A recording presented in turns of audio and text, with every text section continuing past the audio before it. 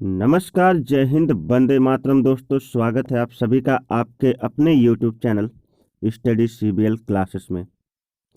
दोस्तों, आज का जो हमारा टॉपिक है वो क्लास 12वीं के रसायन विज्ञान के पहले लेसन ठोस अवस्था से है, जिसमें हमने ठोस अवस्था लेसन से 5 ऐसे आंकिक प्रश्नों को चुना है जो लगभग परीक्षा में हर वर्ष पूछे जाते हैं। 5 ऐसे आंकिक प्रश्न चुने गए हैं जो परीक्षा में 100% जो है आते हैं। महत्वपूर्ण प्रश्न है। इन प्रश्नों को आप बारी बारी से जो है समझते चलिए और यकीनन उम्मीद करता हूं कि ये वीडियो मैं बहुत ही मेहनत से बना रहा हूं और मेरे मेहनत का फल ज़रूर मिलेगा। अगर आप चैनल पर नए हैं तो चैनल को सब्सक्राइब कर लीजिए। यदि पुराने हैं तो वीडियो को ज़्यादा से ज़्यादा शेयर करिए उन दोस्तों के साथ जो अभी बोर्ड के एग्ज़ाम की तैयारी कर रहे हैं। ये वीडियो उनके लिए काफ़ी हेल्पफुल साबित होगी। तो चलिए, हर बार पूछे जाने वाले इन प्रश्नों को एक बार हम डिस्कस कर ही लेते हैं। आप अपने पास अपना रफ, अपना पेन लेकर तैयार हो जाइए, लिसनिंग मोड में आ जाइए ताकि हम जो है आगे की बात कर सकें। तो चलिए शुरू करते हैं। ये पहला हमारा आंकिक प्रश्न है। कहा कि एक तत्व की कोशिका की संरचना अंतः केंद्रित घन बीसीसी है। कैसी संरचना है? बीसीसी है। बॉडी सेंटर्ड क्यूबिक काय केंद्रित संरचना है ये। कोशिका के कोर की लंबाई 288 पीएम है। कोर की लंबाई 288 पीएम है तथा तत्व का घनत्व 7.2 ग्राम प्रति सेंटीमीटर क्यूब है। घनत्व जो है इसका 7.2 ग्राम प्रति सेंटीमीटर क्यूब है। ज्ञात कीजिए कि 208 ग्राम तत्व में कितने परमाणु होंगे। जी हाँ, परमाणु होंगे, यानी हमसे यम का मान पूछना चाहता है। परमाणुओं की संख्या जो है पूछना चाहता है। तो परमाणुओं की संख्या के लिए हम कौन सा फार्मूला लगाएंगे दोस्त? चलिए, तो सबसे पहले हमने जितने मान हमारे पास है पहले उनको देख लेते हैं। संरचना कैसी है हमारी? संरचना है बीसीसी की। कैसी संरचना है? बीसीसी की संरचना है। और बीसीसी के लिए कुल परमाणुओं की संख्या Z बराबर कितना होता है? 2। बीसीसी के लिए कुल परमाणुओं की संख्या Z बराबर 2 होता है। कोर की जो लंबाई होती है स्मॉल a बराबर 288 पीएम होती है। कोर की लंबाई स्मॉल a बराबर 288 पीएम दिया हुआ है। और ये पीएम मतलब पिकोमीटर। पीएम मतलब पिकोमीटर। और अगर किसी पिकोमीटर को सेंटीमीटर में कन्वर्ट करना हो तो ध्यान दीजिएगा, पिकोमीटर को सेंटीमीटर में कन्वर्ट करने के लिए हम 10⁻⁻10 से मल्टीप्लाई कर देते हैं। 10⁻⁻10 से क्या करते हैं? 10 की घाते -10 से मल्टीप्लाई कर देते हैं। हाँ, बीसीसी स्ट्रक्चर के लिए कुल परमाणु की संख्या जो होती है Z बराबर वो हमेशा 2 होती है। ये आपको पढ़ाया गया होगा आपके क्लास में। और कोर की लंबाई a बराबर 288 पिकोमीटर दिया हुआ है। और मैंने बताया कि किसी भी पिकोमीटर को सेंटीमीटर में कन्वर्ट करने के लिए हम क्या करेंगे? हम उसमें गुणे 10 की घाते 10 से गुणा कर देंगे। एक बात और है कि पिकोमीटर को सेंटीमीटर कन्वर्ट करने की जरूरत इसलिए पड़ी क्योंकि यह सीजीएस पद्धति, जिसको हम सेंटीमीटर, ग्राम, है ना, इस प्रकार की, तो इस प्रकार सीजीएस पद्धति में सारे पैमाने हैं। तो हम इसको भी क्या करेंगे? सेंटीमीटर में कन्वर्ट कर ही लेंगे। अब पिकोमीटर को सेंटीमीटर में कन्वर्ट किया 10 की घाते -10 से गुणा करके। अब घनत्व भी दिया हुआ है D। घनत्व D बराबर डेंसिटी क्या दिया हुआ है? 7.2 ग्राम प्रति सेंटीमीटर क्यूब। द्रव्यमान यम का मान यहाँ पे 208 दिया हुआ है तो 208 ग्राम हो गया। परमाणुओं की संख्या पूछ रहा है, तो परमाणुओं की संख्या को जानने के लिए एक बहुत ही महत्वपूर्ण फार्मूला है। इसको देखते चलिए।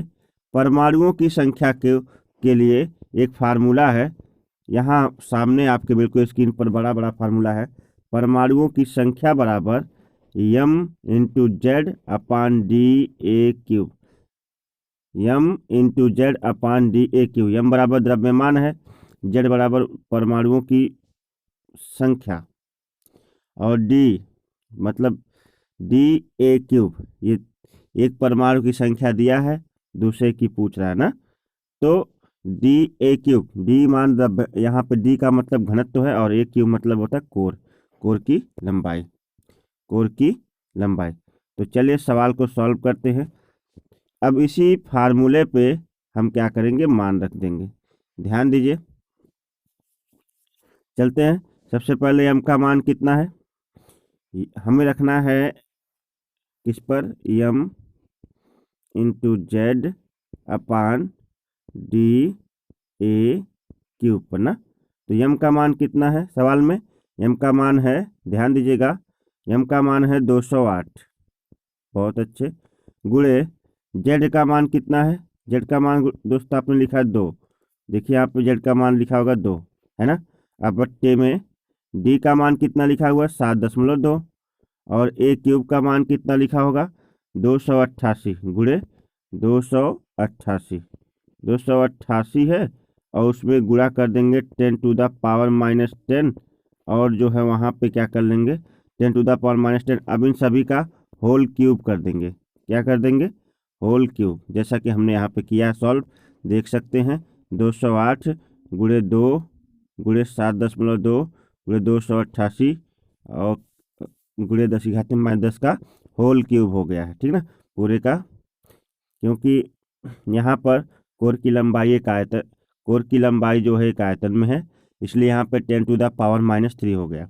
अब 208 गुणे 2 और 7 और उसके बाद 7.2, हमने देखिए क्या किया है कि जब इसका क्यूब निकाला है, आप अपने पास निकाल लीजिएगा अपने फ़ोन से या फिर कैलकुलेटर से या फिर आप पेन का इस्तेमाल करके आप इसका क्यूब निकाल लीजिएगा। 288 गुणे 10⁻10 का जब आप जो है क्यूब करेंगे तो मिलेगा आपको 2.39 गुणे 10⁻23। फिर से सुन लीजिए, 2.39 गुणे 10⁻23।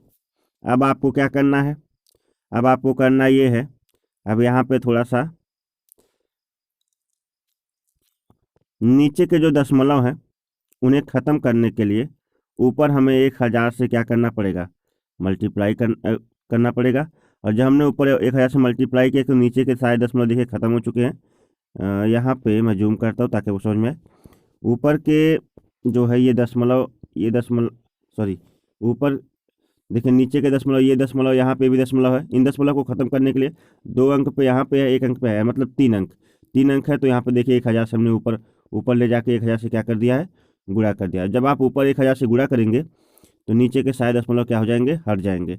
अब नीचे के दशमलव हट गए। अब ये हो गया 72 गुणे 239 गुणे 10⁻10। अब आप इसे काट सकते हैं, 2 से काटेंगे, इसको भी काटेंगे 2 से, ये 52 बार में कटेगा, ये 36 बार में कटेगा। उसके बाद फिर 2 से काट सकते हैं। काटने पर आप काट दीजिएगा, काट को छोटा करने पर आपका ऊपर सबसे ऊपर आ जाएगा 52। कितना आएगा यहाँ पे, 52। और 52 का जब 1000 में गुणा कर देंगे तो हो जाएगा 52,000। और नीचे जो भी आएगा वो हो जाएगा 2151। 2151। अब 2151 से 52,000 में आप जब भाग देंगे तो आपका आ जाएगा 24.16 गुणे 10⁻23 रह जाएगा और परमाणु, यही आपका क्या आ जाएगा, आंसर आ जाएगा। किस प्रकार से सॉल्व किया सवाल को, कॉपी पेन लेके नोट कर जाइए, और अगर नहीं नोट करने की व्यवस्था तो स्क्रीनशॉट ले लीजिए, बाद में बैठकर समझ जाइएगा, और अगर नहीं समझ में आता तो कमेंट बॉक्स में ज़रूर लिख के पूछिएगा। ठीक है दोस्त। और अब चलिए दूसरे सवाल पर चलते हैं। इसका दूसरा सवाल जो कि वो भी बहुत ही इम्पोर्टेंट सवाल है। तो ये देखिए आपका दूसरा सवाल आपके सामने है। कह रहा कि एक्स किरण विवर्तन अध्ययन द्वारा यह पता चला कि तांबा 3.608 गुणे 10 की घात ऋण 8 सेंटीमीटर कोष्ठिका कोर के साथ FCC कोष्ठिका के रूप में क्रिस्टलीकृत होता है। FCC कोष्ठिका के रूप में क्या होता है? क्रिस्टलीकृत होता है। एक दूसरे प्रयोग में तांबे का घनत्व 8.92 ग्राम प्रति सेंटीमीटर क्यूब ज्ञात किया गया। तो तांबे का परमाणुिक द्रव्यमान ज्ञात कीजिए। इसमें भी द्रव्यमान ही बताना है। एक बात और बताओ, जितनी भी लगभग धातुएं होती हैं, वैल्यूएबल धातुएं जितनी भी होती हैं, उन सभी धातुओं में उनके जो लगभग सभी धातुएं FCC क्रिस्टल में ही क्या होती हैं? FCC क्रिस्टल संरचनाओं के आकार की ही होती हैं। ठीक है ना। तो अब इसमें देखते हैं क्या क्या दिया है। कई मान तो दिए हुए हैं। तो पहला जो दिया हुआ है दोस्त, कह रहा है कि पता चला कि तांबा 3.608 गुणे 10 की घात ऋण 8 सेंटीमीटर कोष्ठिका कोर है। ये कोष्ठिका की कोर है 3.608 गुणे 10 की घात ऋण 8, यानी कोष्ठिका की कोर ए की लंबाई दे दिया है 3.608 गुणे 10 की घात ऋण 8। और संरचना कैसी है? FCC है। यहाँ पर लिखा है FCC। अगर FCC संरचना है तो FCC के लिए Z का मान कितना हो जाएगा? तो FCC के लिए जो Z का मान होगा, FCC के लिए Z का मान वो कितना आ जाता है? 4। BCC वहाँ पे था, वहाँ पे 2 था, यहाँ पे FCC है, ये कितना है? 4। FCC के लिए Z का मान कितना होता है? 4। इसका घनत्व तो D बराबर यहाँ पे दिया हुआ है, घनत्व तो D बराबर दिया है 8.92 है ना। और यम का मान हमसे पूछ रहा है। एक आवागैड्रो संख्या बहुत पहले क्लास 11th से ही पढ़ते आ रहे हो। आवागैड्रो संख्या जो होती है उसे स्मॉल कैपिटल यानी ऐसे दर्शाते हैं। कैपिटल यानी आपको आवागैड्रो संख्या n से दर्शा जाता है। n बड़ा है छोटा लिखते हैं। n = होता है 6.023 और गुणे 10 की घात 23 ना। कहीं कहीं 3, कहीं यहाँ 2 ही होता है, 23 यहाँ पे हो जाता है। तो यही है आवागैड्रो संख्या जो हमने यहाँ पे लिखा है। आवागैड्रो संख्या बराबर लिखा 6.022 गुणे 10 की घात 23। ठीक है। अब सूत्र है आपका, निकालना क्या? कोयम सूत्र होता है घनत्व D बराबर Zm/A³ Na। ये देखिए यहाँ पे फार्मूला है, तो जूम कर देते हैं। ये आपका फार्मूला है, घनत्व D बराबर घनत्व D = ये D को घनत्व कहते हैं। अब इसका मतलब है D = Zm/ क्या हो जाएगा? A³ हो जाएगा। A³ × Na। हमको निकालना क्या है? हमको तो निकालना है यम। जब हमको यम निकालना है तो हम इसको यम को बाहर ले जाएंगे। तो फार्मूला देखिए इस तरह पर पलट जाएगा। फार्मूला जो पलटेगा तो हो जाएगा यम = DA³ Na/Z। अब इसी फार्मूले पे आप मान रख दीजिए, आपका पूरा सवाल क्या हो जाएगा? सॉल्व हो जाएगा। चलिए देखते हैं कैसे मान रखा गया है। इस साइड में आते हैं, यहीं पर मान रखा गया है। कुछ सबसे पहले दिखा रहा है कि D का मान है 8 D का मान रखना है ना यहाँ पे 8.92 और गुणे A³ का मान 3.608 गुणे 10 की घात ऋण 8 का क्यूब, क्योंकि A³ यहाँ पे लगा हुआ है।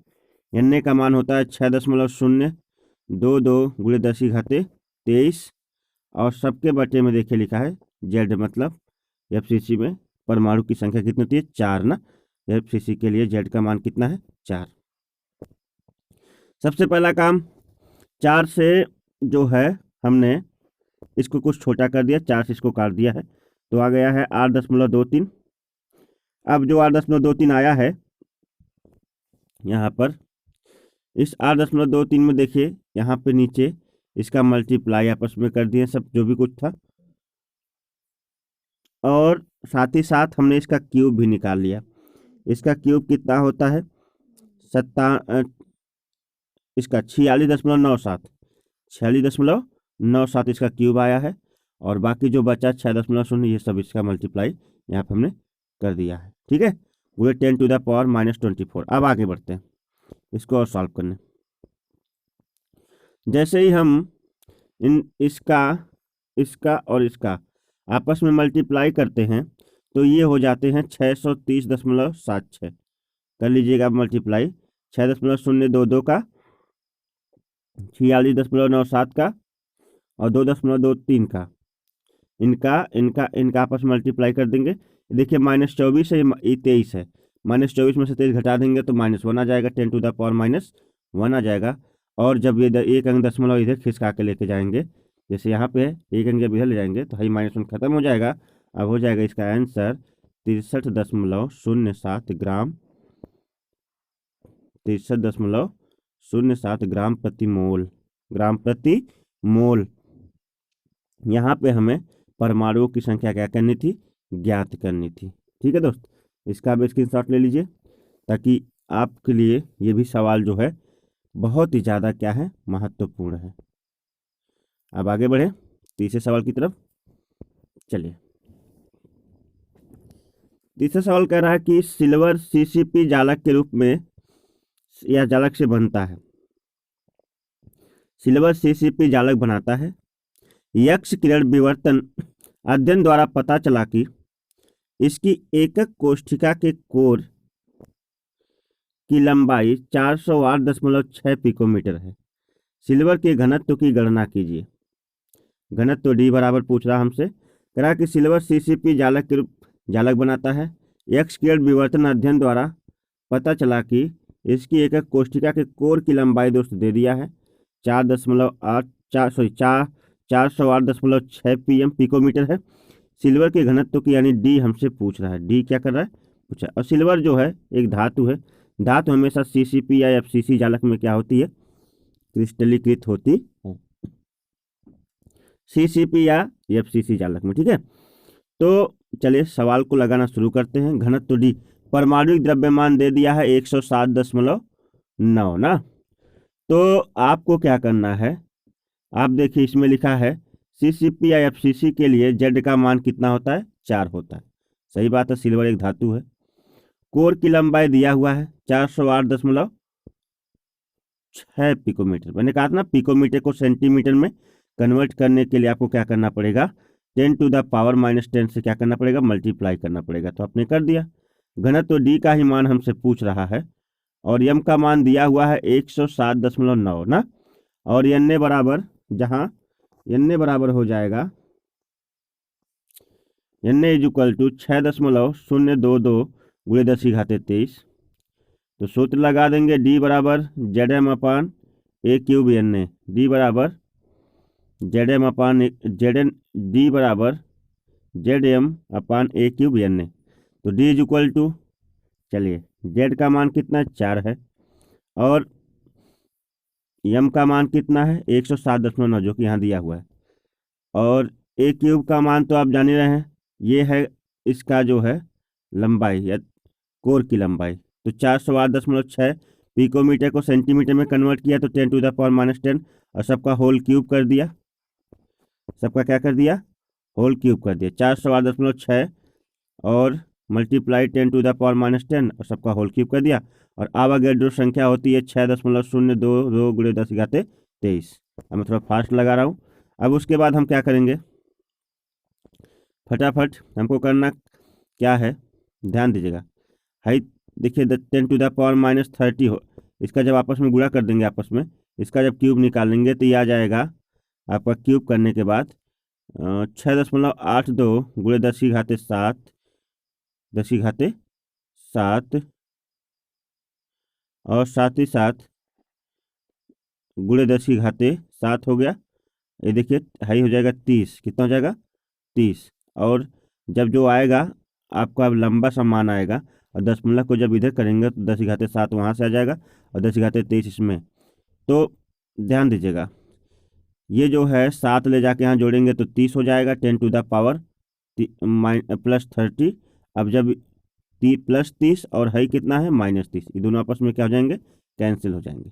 +30 और -30 है। आप अगर ये दिमाग में आए कि +10⁻7 कहाँ से आया है, तो जब आप इसका क्यूब निकालेंगे ना, कि बड़ी सी संख्या प्राप्त होगी, उसे छोटा करने होंगे तो 6.82 मिलेगा। तो 0.7 अंक खिसकेगा तो ये 10⁻7 आ जाएगा। ठीक है दोस्त, अब आगे बढ़ते हैं। अब जो आपके पास मिला है मान, उसमें आपको मिला है 4 गुणे 107.9 और ये हो जाएगा 6.82 गुणे 6.022। ठीक है, अब क्या करेंगे, इसका आपस में मल्टीप्लाई कर देंगे, इसका आपस में मल्टीप्लाई कर देंगे और बटे में ये आप क्या कर देंगे, गुणा कर देंगे। मल्टीप्लाई करने के बाद जब आप इसका मल्टीप्लाई करेंगे तो हो जाएगा 431.6 बटे 41.1। अब ये हो जाएगा 105 ग्राम प्रति सेंटीमीटर क्यूब। ये आ जाएगा आपका आंसर 105 ग्राम प्रति सेंटीमीटर क्यूब। स्क्रीनशॉट ले लीजिए दोस्त, ताकि आप कभी भी बैठ के इस सवाल को आराम से लगा सकें। ठीक है, फिर एक अगला सवाल है, ये भी इम्पोर्टेंट है।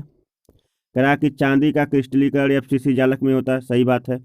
यदि इसके कोष्ठिका के कोर की लंबाई दिया हुआ है 4.07 है, घनत्व 10.5 ग्राम प्रति सेंटीमीटर क्यूब है, तो चांदी का परमाणु द्रव्यमान की गणना कीजिए। परमाणु द्रव्यमान पूछ रहा है, तो क्या क्या दिया हुआ है। सबसे पहले बताया कि एफसीसी जालक, तो एफसीसी के लिए जेड का मान कितना होता है, 4 होता है। कोरों की लंबाई दे दिया है 4.07 गुणे 10⁻8 सेंटीमीटर। घनत्व डी बराबर दे दिया है 10.5 ग्राम प्रति सेंटीमीटर क्यूब, और साथ ही साथ जो है घनत्व दे दिया है, और परमाणु भार यम बराबर भी दिया है। आवागाद्रो संख्या 6.022 गुणे 10⁻23 होती है। अब हम फार्मूला सेटअप कर देंगे। फार्मूला होता है घनत्व डी = ZM/A क्यूब NA। तो यहाँ से यम का मान निकल, इसको बाहर लाएंगे तो यम = DA क्यूब NA हो जाएगा। अब इस पर जो हम क्या करेंगे, मान रखेंगे फार्मूले पर। तो यम = देखिए 105 किसका मान है, 105 डी का मान है, और गुणे ए क्यूब का मान देखिए यहाँ पर है, और आवागाद्रो संख्या यहाँ पे 4 है, तो 4 से काट के कुछ छोटा कर लिया तो आ जाएगा 5.25 गुणे 67.4 गुणे 10⁻- कितना आ जाएगा 24, और ये 6.22 को 0.22 काटा तो 3.011 आ गया गुणे 10⁻23। अब इसका आपस में क्या कर लिया, गुणा कर लिया। यहाँ 23 है और यहाँ 24 है, यहाँ पे 23 है, घट के -1 हो जाएगा। तो जब इसका गुणा करेंगे आपस में तो कुल मिला के आएगा 1065, यानी 1065.44 गुणे 10⁻- कितना हो जाएगा 1। अब दशमलव को 1 अंक इधर लाएंगे तो हो जाएगा 106.544 ग्राम प्रति मोल। ठीक है दोस्त, तो इस सवाल का भी स्क्रीनशॉट ले लीजिए ताकि आप इसे घर बैठ कर लगा सकें। अब आगे बढ़ते हैं अगले सवाल की तरफ।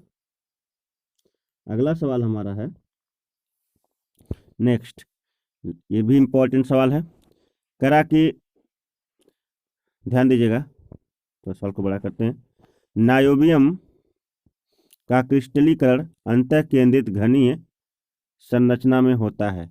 इसका घनत्व 8.55 ग्राम प्रति सेंटीमीटर क्यूब हो तो इसके परमाणु द्रव्यमान में 93 यूनिट का प्रयोग करते हुए परमाणु की त्रिज्या की गणना कीजिए। 93 यूनिट यम का मान है ये, और कुछ है नहीं। तो अंतः केंद्रित संरचना जो होती है, नायोबियम है तो एक धातु है, तो इसका BCC होगा। और BCC के लिए जेड का मान जो है अंतः केंद्रित है, तो BCC के लिए जेड का मान 2 होता है। घनत्व डी बराबर 8.55 ग्राम प्रति सेंटीमीटर क्यूब। यम बराबर हो जाएगा 93 यू। परमाणु की त्रिज्या R नहीं दिया हुआ है।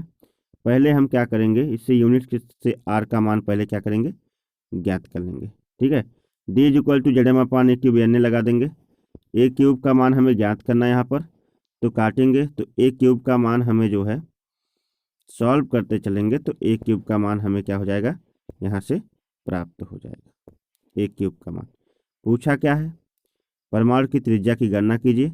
तो परमाणु की त्रिज्या है A = 3.3 गुणे 10⁻10। पहले यहाँ तक आप सॉल्व करेंगे, फिर इसका घनमूल ले लेंगे तो आपको पूरा का पूरा मान प्राप्त हो जाएगा।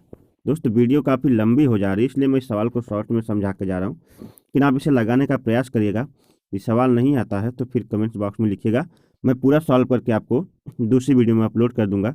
लेकिन यदि वीडियो आपको पसंद आई है तो वीडियो को ज़्यादा से ज़्यादा लाइक करें, अपने दोस्तों तक शेयर करें, चैनल पर नए हैं तो चैनल को सब्सक्राइब करें, अच्छे अच्छे कमेंट्स करें। तो मिलते हैं एक नई वीडियो के साथ, तब तक के लिए नमस्कार, बाय बाय, जय हिंद।